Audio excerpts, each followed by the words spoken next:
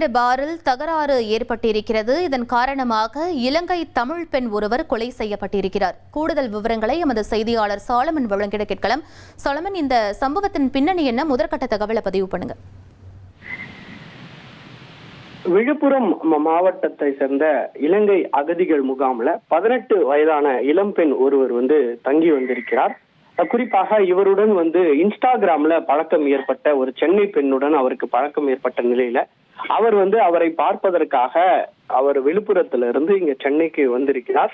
இந்த நிலையில நேற்று இரவு அவர் திடீரென அவரது நண்பர்களுடன், அதாவது 18 வயதான இளம்பெண் அவரது நண்பர்களுடன் சேர்ந்து கோயம்பேட்டில் இருக்கக்கூடிய ஒரு தனியார் பாருக்கு அப்போது சென்றிருக்கிறார்கள். அங்கு மது அருந்திவிட்டு அவர் நட்சத்திர விடுதியில இருக்கக்கூடிய அந்த டான்ஸ் ஆடக்கூடிய இடத்துல டான்ஸ் ஆடி வந்திருக்கிறார்.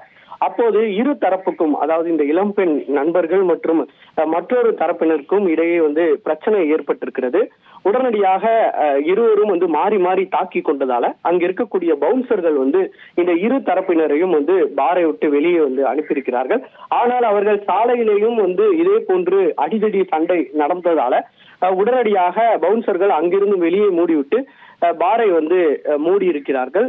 பின்னர் இந்த சம்பவம் தொடர்பாக அங்கு சிறிது நேரம் பரபரப்பு ஏற்பட்ட நிலையில ஒரு தரப்பினர் திமுக கொடிகட்டிய கார்ல பயணித்ததாக தெரிகிறது. அவர்கள் திடீரென கோபத்துல வேகமாக காரை இயக்கி முன்னால் சென்ற அந்த 18 வயதான இளம்பெண் ஓட்டி வந்த வாகனத்தின் மீது மோதி இருக்கிறார்கள். இந்த கோபத்துல அந்த 18 வயதான இளம்பெண் சம்பவ இடத்திலேயே உயிர்ந்திருக்கக்கூடிய நிலையில அந்த இருசக்கர வாகனத்தை ஓட்டிய மற்றொரு பெண்ணும் சுயநினைவு இல்லாமல் தற்போது கீழ்ப்பாக்கம் அரசு மருத்துவமனையில தீவிர சிகிச்சை பிரிவுல அனுமதிக்கப்பட்டிருக்கிறார்.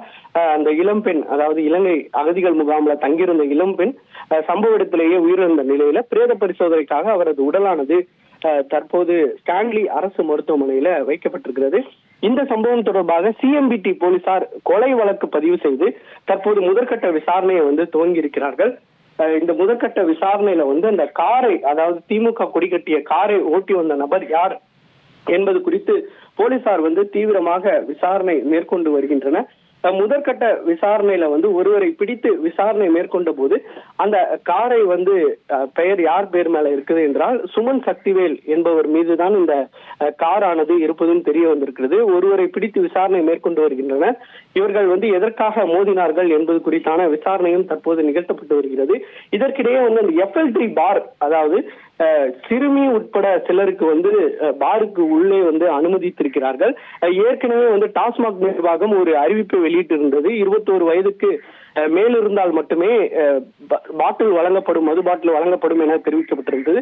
ஆனால் இருப்பினும் 17 வயது சிறுமி எப்படி உள்ளே சென்றார் என்பது குறித்தான விசாரணையும் தற்போது போலீசார் தீவிரப்படுத்தி வருகிறார்கள். விவரங்களுக்கு நன்றி சாலமன். சென்னை கோயம்பேடு பாரில் ஏற்பட்ட தகராறில் இலங்கை தமிழ் பெண் ஒருவர் கொலை செய்யப்பட்டிருக்கிறார். முக்கிய செய்தியாக பார்த்தோம்.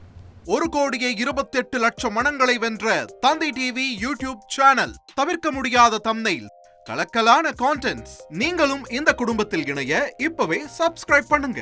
அசுரபலம் கொண்ட எங்கள் டிஜிட்டல் கரங்களில் உங்கள் விளம்பரங்களை சேர்க்க வாட்ஸ்அப் பண்ணுங்க. 8939888838. Email advtthanditv@dttv.in.